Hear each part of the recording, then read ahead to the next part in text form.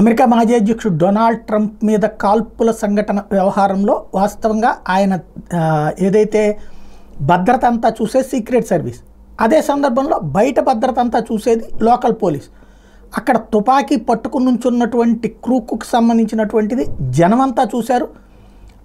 అటు నిఘా వర్గాలకు కూడా చెప్పారు. చెప్తే ఆ నిఘా వర్గాలు పోలీసులకు చెప్పి చేతులు దులుపుకున్నాయి. తెర చూస్తే అది కాల్పులు జరిగింది. ఇది ఒకటి కాదు, 3-4 వైపుల నుంచి కాల్పులు జరిగిందని ప్రస్తుతం చర్చకు వస్తున్నటువంటి నేపథ్యంలో సరైన దర్యాప్తు ఇప్పటిదాకా చెప్పకుండా, అసలు ఏం జరిగిందో కూడా వివరాలు చెప్పకుండా కాలక్షేపం చేస్తున్నటువంటి అమెరికన్ సీక్రెట్ సర్వీస్ డైరెక్టర్ తాజాగా రాజీనామా చేశారు.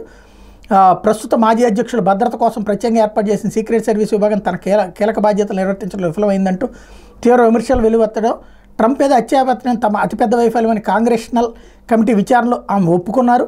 ఈ నేపథ్యంలో కింబర్లీ బాధ్యతల నుంచి వైదొలిగారు. ఆమె 2022 నుంచి సీక్రెట్ సర్వీస్ అధిపతిగా పనిచేస్తున్నారు.